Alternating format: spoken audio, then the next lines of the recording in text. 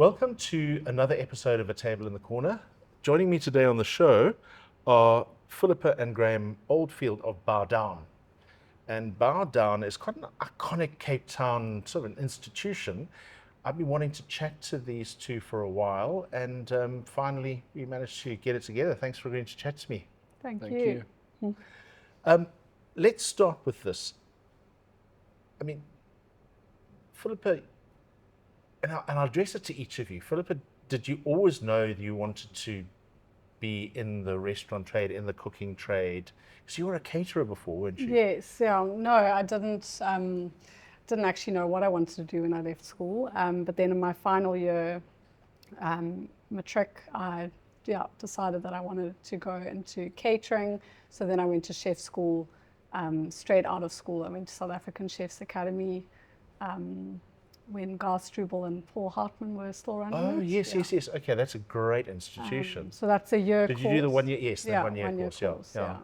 And then after that, I actually thought I should go and get a degree at Stellenbosch University and studied social dynamics. Not like accountancy or law. No. Social dynamics. For all but 6 months. Oh, and I couldn't hate it. Social dynamics. I mean, that must help you run the kitchen more carefully, no? Yeah, well, I didn't last so long. Yeah.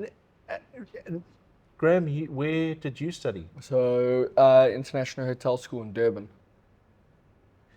In the Westville Hotel? Yeah. With Christina Martin? So, Christina Martin had taken over the restaurant there, so they were a separate school. Okay. And then I did the internship course because, so you'd be set up in a kitchen. Okay. You would do, say, 6 weeks in the kitchen or 8 weeks in the kitchen and then 2 weeks in the classroom.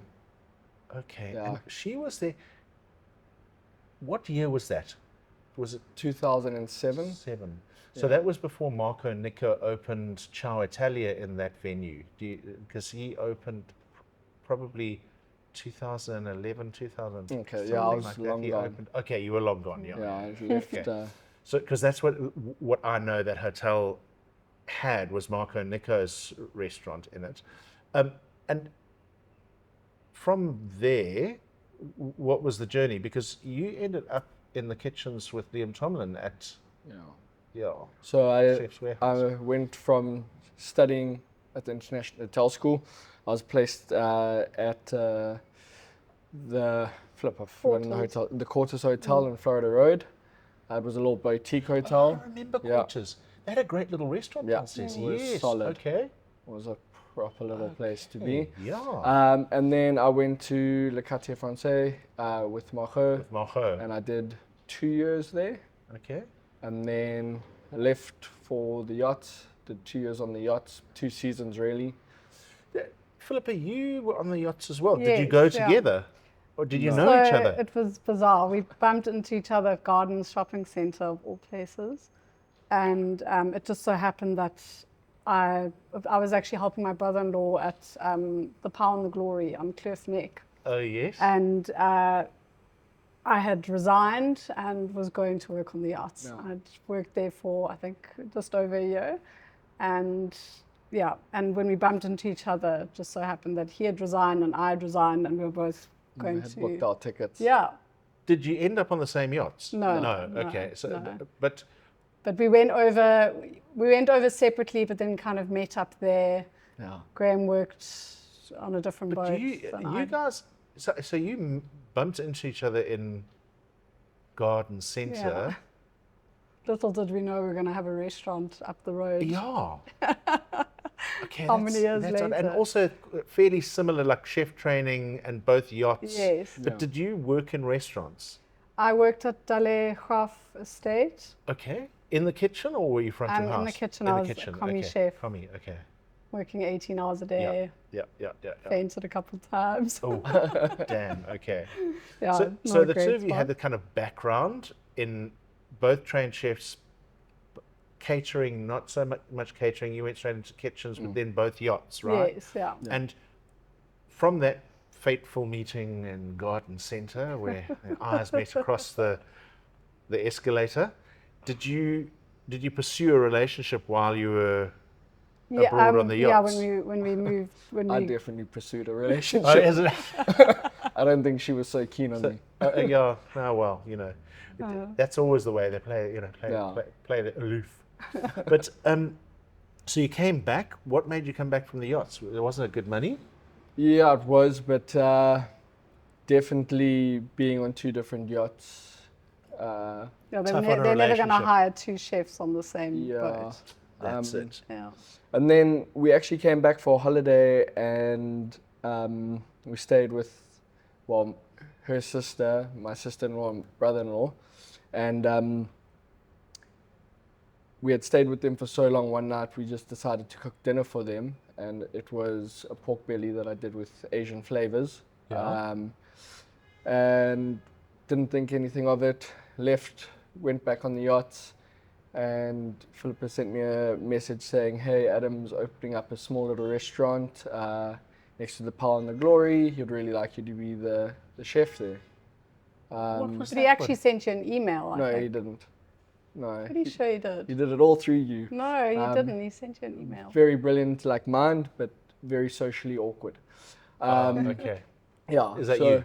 No, Adam, my brother-in-law.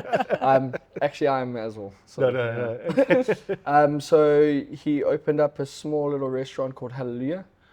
Wow. Okay. Yeah. And you were running the kitchen there. Yeah.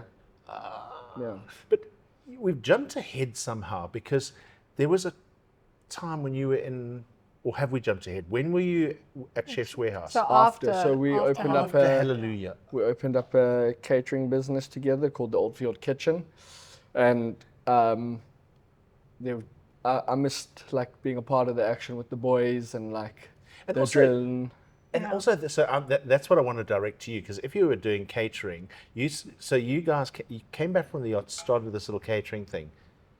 Graham goes into the kitchen at Hallelujah. You carry on with and at yeah, the same I was- time you're doing the catering business, right? Yeah, I was doing catering, but then I was working at a little boutique hotel as a manager, assistant Yeah, manager, you were and I doing was more wedding cakes at that time. yeah. Yeah. So a bit of more wedding cakes and a bit of catering when I could. But I mean, were you like beating on the door trying to get out of the catering thing? Because I mean, catering's It was just heavy. a bit, and also doing it alone was quite tough. So Yeah. needed to have a more stable income. So worked out. I mean, I wanted to make the comment that the catering thing. I mean, it's not surprising.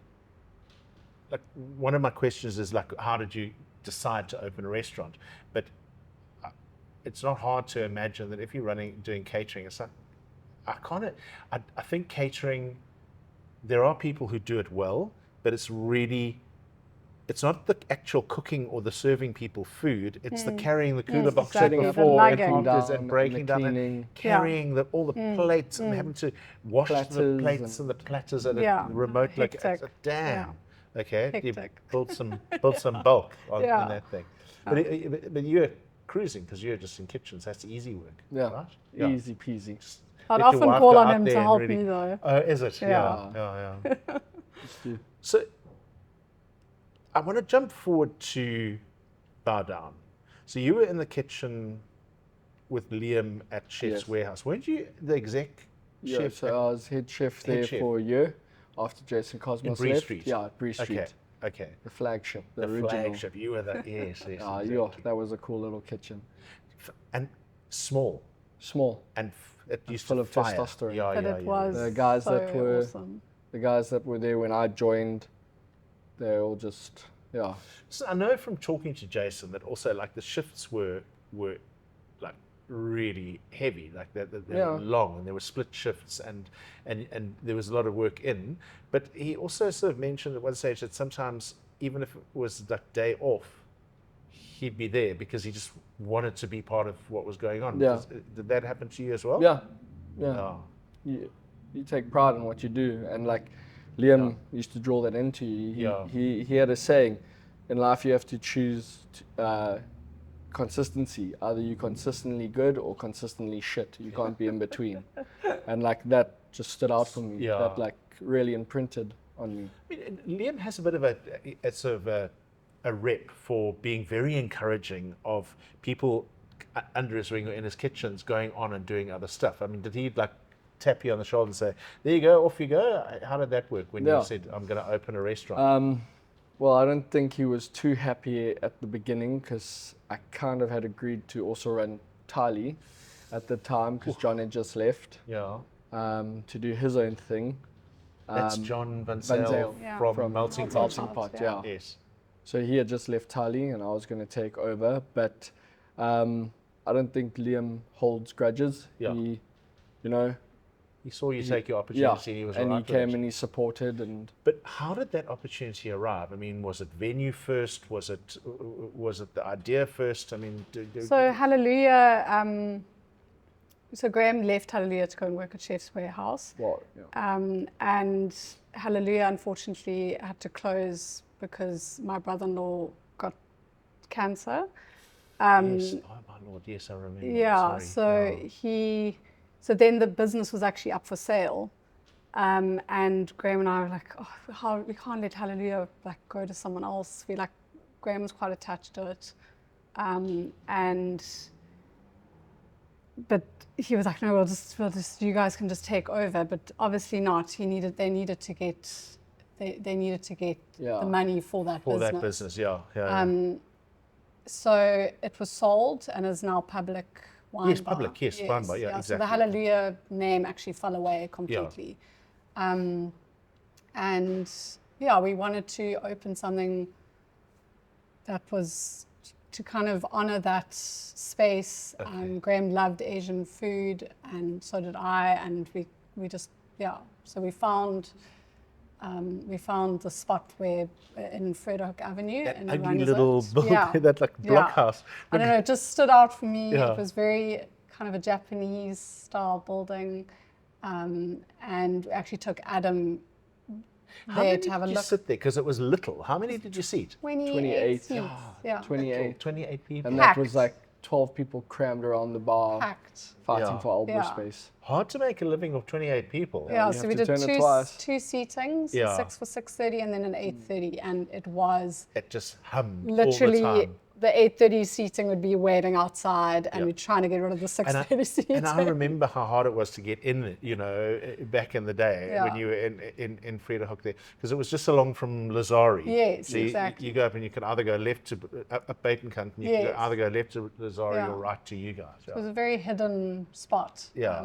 But it kind of got almost a cult-like following, You I had a lot of regulars, there was a lot of posting online about it, always like reviewing. And we didn't even, we just opened quietly Quietly, one Thursday evening. I had like one waiter, and my mom had to jump in and help serve. After having a hand. She had a hand operation and she was carrying drinks under her arm and trying to help serve tables, and it was a nightmare. We didn't realize that it was just these people just arrived from nowhere. Great stories, though. yeah. Come on, Yeah, that's awesome. fantastic. Yeah. And this is something that I want to find out from you: is why Bao?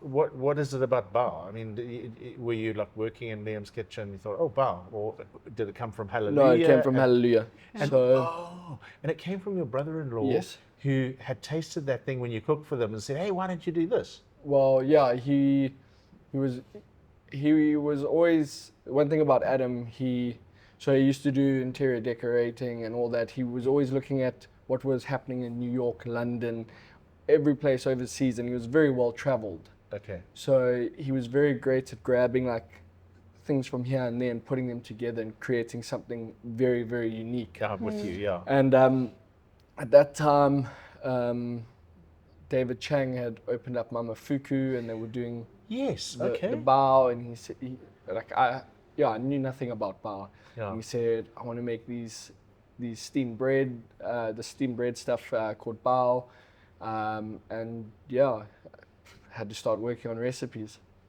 Sure. Yeah. Because it also strikes me, and perhaps I can direct this to you because you do the accounts, I try. that it's a very inspired idea because it's a simple thing. A bao is simple, and then you can, as you say, you can stuff it with amazing flavor, and you can put like oyster sauce, you can put all kinds of amazing flavor into that fluffy bun, but you can also control your costs nicely because your portion control is so good Yeah. with an item like that. I mean, the flour that we use for the bao is imported, so it is expensive. Okay. Fair enough. But I think, the quality control is there. And Everything's portion, weighed. I Yeah. mean, they weigh the pork belly that goes into the bao. For consistency. Yeah. For Yeah. consistency. But Graham I was- actually does the food costing on that side. okay. I mean, Okay. So wrong. Yeah. So that's you. Yeah. Yeah. But that's the thing.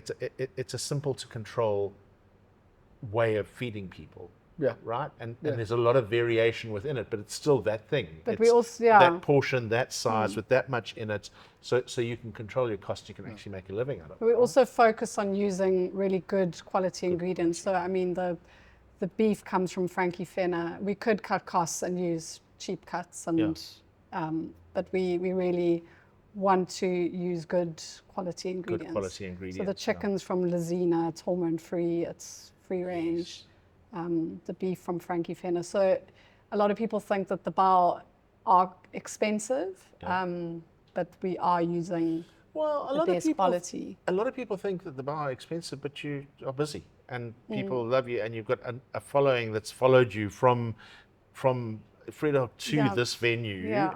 And there we go. So let's just, we need to take an ad break Okay. because products and services are how we pay for the show. So anyone who listens to the show knows that Zuni is without a doubt my favorite burger in Cape Town at the moment. And it's not just because of its flavor, it's about how the whole thing is built. Zuni was started by the sons of two Eastern Cape farmers from the Zuni Valley. And these Wagyu farmers, they wanted to honor the whole animal, not just sell prime cuts of Wagyu. The beef comes straight from their farm in the Eastern Cape. It's never frozen, it's fresh. It comes into the back of the kitchen at Zuni in Kloof Street, and now it's also in Johannesburg. They ship it up there. And they make these incredible smash burgers. The buns are baked in-house, the sauces are their own that they make in-house, and their chips they fry in Wagyu tallow. They call it farm to bun, and that's not marketing stuff, it's exactly how these guys operate.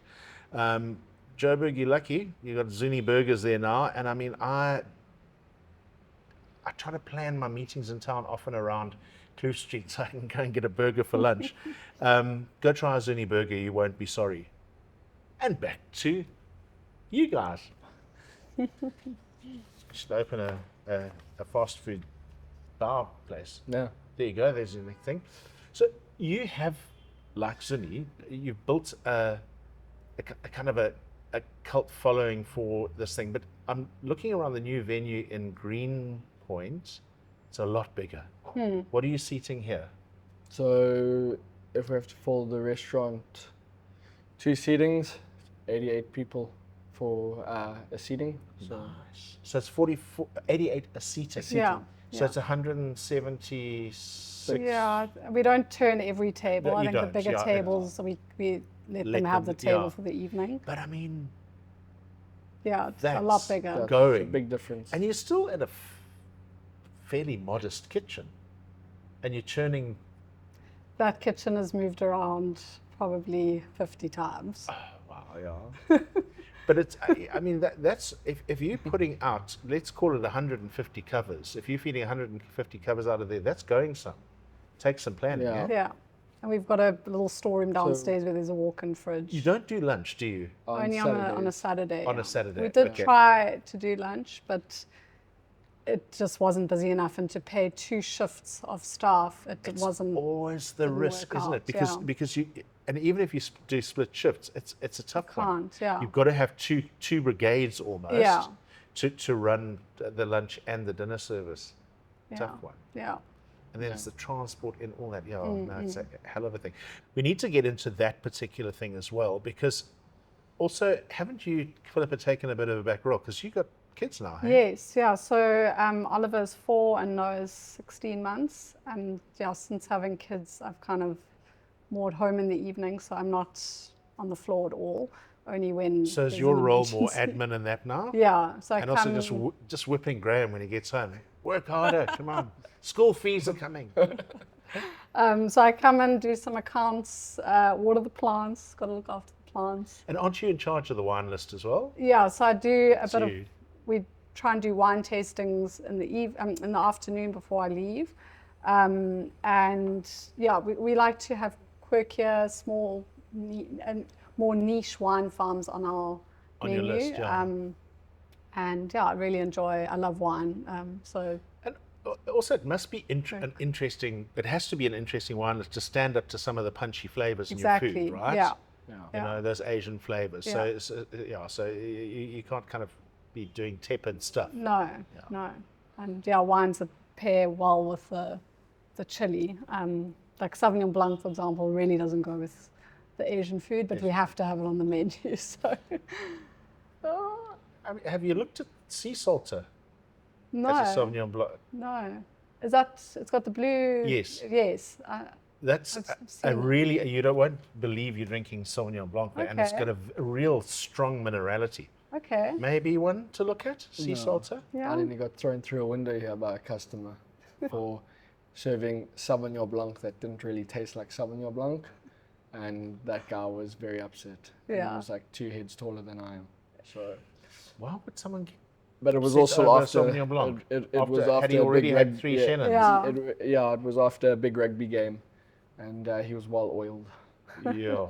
Okay. It's a thought. Yeah. You No, know, definitely. I'll look It's at a the, thought. Thanks. So, I mean, let's get into. I wanted to talk a little bit about that family thing because I mean I know that it's really difficult to operate a restaurant with the hours and the demands on you and raise a family. And I told you in the preamble to the chat about our little girl when we were running the table Yeah. at Demay. She would sleep in the veggie basket under a counter, Sweet. like during service, you know, because she was close to her mom because her mom and her brother and were in the kitchen operating. Do you think that you'll return to run front of house when the boys are like, you know, national rugby players or something? So I think I have actually been looking for something else just Okay. to move away from the restaurant. I think Kath has been amazing. She's kind of just taken. She's so amazing. She Yeah, takes she's definitely initiative. taken the reins and She really takes her steered job it. seriously. She's put training manuals together. She really is Fantastic. Yeah. dedicated. really dedicated. That's Catherine Haddad, who I spoke Yeah. to in season 1. And I remember her saying to me that she was sold on working here when she walked through the door for the interview because she was greeted by your dog, Rupert. Rupert, Yeah. right? And she's, listen, Catherine's fantastic. And I'm great to hear that she's still with you. She spoke a lot about the very family environment that you create in the restaurant with the team and even with some of the customers. Is that a big focus for you, Graham? Yeah, because we spend so much time here with everyone, like they do become your family. Yes. Sometimes, yeah. So for you to be a dictator and just like make it horrible, you're going to go through staff. We've got guys that have been here for almost 8 years with us. They've started in scullery. They run our kitchen now. Yeah. There's been times where I've tried to help out with Bao and I just get a tap on the back and they go, maybe there's something else in the kitchen you can do because you're slowing us down. Yeah. Okay, so the team's like slick and they know Yeah, they know thing, their yeah. stuff. So Yeah. like I've also been able to stand back from running services and like watch people who've been empowered fantastic. to run the kitchen. Yeah. I actually get better reviews when I'm not in the kitchen than when I'm in the kitchen. That has to hurt. Come Come on. Yeah, it does sometimes, but you know, you can see they've all really gelled together well, and Okay. yeah, it's nice to see. So it's almost like you set up that kind of production line, and if you try to step into it, you actually put a cog in the work. Yeah, Yeah. I mean, sometimes he has to. yeah, Yeah. Sometimes you have to pick yeah, up something. yeah. yeah. I mean, listen, I know that Bertus Masson still walks into his restaurants and just takes the station, you know, and just works. But like he is, yeah. Yeah, he's quite got a legendary oak. Yeah. he's got a lot going on now. Yeah. Yeah. Phew. Yeah, I wonder how much he does that anymore, actually, because he does have a lot going Yeah, on. yeah. We're off to Ongetem this weekend. Oh, Oh, lovely. Looking amazing. forward to that, yeah. No, we haven't gone yet. Okay, so I need to know, but the thing is that it might have to come from your memory, because for kind of new guests in Bao Down, it's a different eating experience.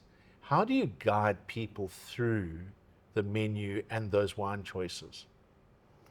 I think maybe you can hop out, Graham, but I think we, when customers arrive, the waiter briefs them on the menu. Some people just want to order everything, and then the waiter will say, I think perhaps Start slowly. start Yeah. with a couple of dishes. The food comes out of the kitchen as it's ready. You won't get everything at once, unless, of course, they're not sharing. But we obviously would start with what our most popular dishes are, if the guest obviously trusts the waiter to choose, which would be the prawn toast, the Korean fried chicken, and then the yellowtail sashimi is very popular. Yeah. And then they can always see how they feel after that first round of food, and then the waiter can, that's if they want, obviously, the waiter to guide them. To guide them. It's just, But yeah. we really don't believe in the customer just wanting to order everything, and then they're full, and then they just get annoyed, and half the food gets wasted. We do want to guide people. Guide because people to how they eat. yeah, Yeah. yeah. I mean, listen, we mentioned John Van Zyl at Melting Pot earlier, and I spoke to him on the show recently, and that kind of tradition of one of everything. Yes. So I went with a little party to eat there, and we did the one of everything. So there are 4 of us, and we ordered 2 one of everything because it's to feed Yes. 2, right? Yes. Couldn't finish it. Too much food. Couldn't finish it. Had to take some stuff home. It was a lot of food. So I mean, I think that's a fairly good philosophy, and it's also the less you waste and the less it's sent back to the kitchen, the less of a footprint you put on the planet, right? Huh? Yeah, fair enough. Yeah. You mentioned like the prawn toast, that sort of thing. Graham, for you, what's your sort of favorite dish, or a dish that you think almost personifies Bao Down that comes out of the kitchen? What do you think people have to eat, and this is why? So I think our prawn toast is very original. Yeah. Um, Describe it a little bit for me. So when we were opening up the original spot, it was a week before we opened. We didn't even have a menu together.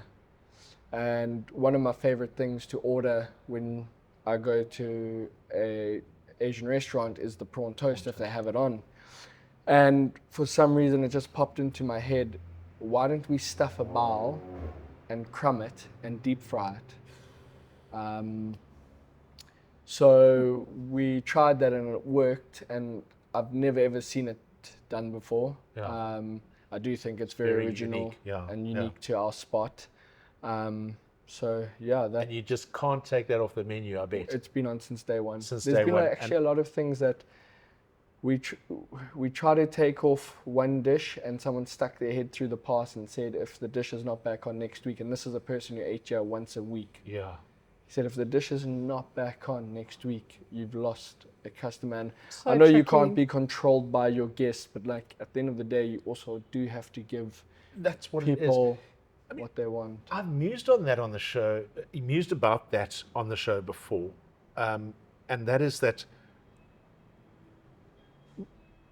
while chefing is a creative trade, and it's this creative thing, and we say, oh, sometimes we fall victim to the fact that you need to please the customer because you need them to pay, and you need them to come back. And their tastes limit your ability to change things. I mean, I know that the latest show that just launched now is about Wiggle Room Yes. with Yeah. Chef Fish and Lester Riffle, and they're just their own bosses in a huge way, and they just put whatever they want on it, and you can't even read the menu, so there's nothing to come back and say, oh, last week I had the calamari, I want it again, or I'm never coming back. So they It's just change the menu every single service. What?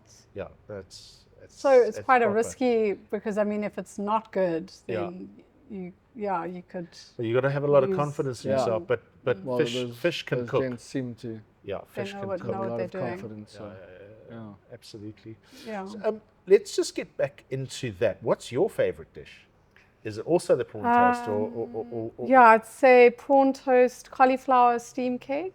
So, pan-fried cauliflower cake with shiitake mushrooms, spinach, edamame beans, and then a spicy soy dressing. The cauliflower cake's almost got like a gnocchi texture. Ooh. I think it was a bit of a play on a turnip cake, didn't you say? No, I wanted something to look like tofu that wasn't tofu, because I don't like tofu. I'm gonna be honest. Yeah. I think thousands of listeners are going to put their hand up and say, "No, me too," you know. But my wife has this dish that she does, and also at Obi, Ben Bettendorf does this soft tofu in a broth. Oh, the silken People- tofu, yes. silken, Yeah, and Camilla's trying to reproduce it, and she does this thing, and don't I'm like like, the I texture. wouldn't order it. It's like, Yeah. but when she makes that, it's proper. Oh, So it's really good. okay. So, you know, Yeah. And then the egg fried rice is also, love the egg fried delizio. rice. So, how did you get such a lack of venue like this one in Greenpoint? We, so we were in Vredehoek or Yeah. Oranjezicht, and it COVID. was during COVID, so it was super risky. We were doing everything to keep that restaurant alive. Afloat, yeah. We had started selling sauces, making kimchi. I actually saw that online, yes. Yeah, so, and then Alburo, on Instagram, Alburo had posted something about the venue becoming available. Get in touch if you are interested. So I showed it to Graham, and he was like, yeah, contact them. I think, as well, what we had realized with having a 28-seater that you had to turn twice. Yeah. Philippa and I were the ones at the top. There was no way we could grow the business. We had to move to something bigger, so Yeah. that we did want to start a family. We knew that, but you can't start a family if both of you are Constantly chained to the to the establishment. So I was actually pregnant when we moved here. yeah, Took so much because risk. Nick got out of El Burro, and this was an iconic spot, and a lot of people were very sad when he closed this shop, right? But he just shrunk and went into so the he's got taqueria Cliff downstairs. Neck, and then So- and then downstairs. But I mean, why didn't this go to a corporate shop then? Why didn't one of the Tiger's Milks or something like that end up in here? Yeah, so there was a group like that did come. I thought we were meeting the agent when we came here, and next thing the landlord's actually interviewing us about what we wanted to open with Nick. with Nick from Oh, Alburo. okay. And while we were sitting in that booth section, all these big dogs started coming in, looking at the venue with their coffees and Nick did pass a clipboards comment to the landlord and said, "I'd rather sign another 10-year lease up here with you than have those guys as my neighbor." He did say that. Yeah. So, you've got Jason, you've got Alburo. Well, so I spoke to Jason on the show in the last season. So Jason from Jason Bakery downstairs, and he said that the landlord of the building is all about building a little community of independent operators Family-run. who Yeah, they family-run really- businesses. So you've got Nick downstairs with the taqueria. You've got you guys at Bao Down up here. You've got Jason. Isn't there's a hairdresser in here who's been here for like Mario's 40 years or something? Mario's Yeah, upstairs. Mario's and upstairs. then there's Cafe Extra Blatt next door. Okay. It's a double story Double story there, yeah. restaurant. And that's amazing to find a landlord who's actually actively looking for independent operators, Yes, right? yes. Oh, that's really cool. Yeah, and I think they had a restaurant of their own, Tim and his wife Ede. So I think, they wanted a family-run establishment. You write about the risk though, and I see that. And in speaking to other operators, I mean, the struggle to find a good venue, because the landlord who's bought this place, he wants someone in there that's got, 10, 15 other places that can guarantee that the rent will be there every month on time, because it's Yeah. a risky business. Yeah, isn't it? I didn't think we had a chance at all. I mean, Yeah. Well, it's amazing that you do, because this has, again, like Albura before, it become iconic. You know, and like I say, right at the beginning, I said that a lot of the chefs that ask, what's your favorite place? It's like, it's either Bao Down or Uzuri in 50% of the cases, you know. that's Amazing. great to know. Nice to hear. So let's talk about that. Where are you or do you get a day off? You got to go home to the boys? Yeah, so with opening up this operation, I try to make it that 4 days on, 3 days off. So I'll work Monday to Friday usually, and then Saturday, because Philippa is all alone, I'm usually there with the boys. So I try to get the weekend in with the boys to spend some That's how quality you do time it, with yeah. them. And the odd evening here and there, if it's not if too it's not busy, too busy. here, then he can. And if you're going out to a restaurant, you're trying to find a family-friendly place with a ball pool and a jungle Spurs, gym. yes, Spurs great. You know, it has its place in our you know, in our Yeah. firmament Yeah. of I mean, restaurants. people ask me what restaurants, please recommend a couple of restaurants. We actually can't, because we Can't. don't eat out enough. Yeah. Wow. We've not those people anymore. We used to dine out a lot before kids, but now it's Yeah. the family-friendly Exactly the same restaurants. here. Our little girl's 13 now, and we're just getting to the place where we can go out with her. So we're Yes. starting to get out a lot more. Okay. You know, but before that, Yeah, no, you don't know. you know, just not an Yeah. option. Yeah. I think that's where we're going to leave it. We're going to go out with the second of our adverts that I forgot to jam into the whole thing. So thank you very much, Thank you Graham for having and us. Philippa, Yeah. for joining me on the show. Book at Bao Down. You have to book at Bao Down. And maybe one day you'll use Novel as a booking service. If you run a restaurant, you know service doesn't start when the first guest walks in. It starts with bookings and changes and deposits and no-shows and the phone ringing at exactly the wrong moment. Novel is a South African restaurant booking system built by people who actually understand service. It gives you one clear view of bookings, walk-ins, queues, guest notes, and it handles confirmations and deposits without tying up the phone or the front desk. Restaurant owners keep ownership of, or restaurants keep ownership of their guest data and reviews, and the system is designed to calm things down before the doors open. It's also priced sensibly, starting at $5.85 a month, and that gives you kind of deposits, bookings, the whole 9 yards, and it's built. It's not a proprietary system. It's built on Google. So if you mention a table in the corner when you're chatting to Jesse Singer at Novel, when you phone them to ask for a demo, you'll get 2 months free subscription. So that's a great little Cape Town built business to run your bookings off of. That's it, I guys. signed up with them. Thank you. Have so- you? We've Yeah. just signed up with Have you them, just signed as up in with they them? came and saw us yesterday. And They're we- great. Oh, amazing. Yeah, very, very cool. Yeah, Okay, and Jesse's such a lovely Yeah, youngster so and nice. such a nice little team building this thing. And I think that we need to, kind of have an alternative. And what's so great is they've got a wait list. Part of the system is that if you want to book at the restaurant and they're fully booked, Yeah. you can choose to be added to the wait list, and then if someone cancels, you automatically get a table. You'll get a notification that, I mean, you can say yes or no, but it's makes it so They've really thought about a so lot of much stuff. About flow. streamlined, Yeah. So That's cool. excellent. Yeah. I'm glad to know that. I'm really enjoying, and also having an alternative in place. Yes. It's amazing. Yes. Guys, thanks so much for Thank chatting to me you. today. Thank you. Thank you so much. So much.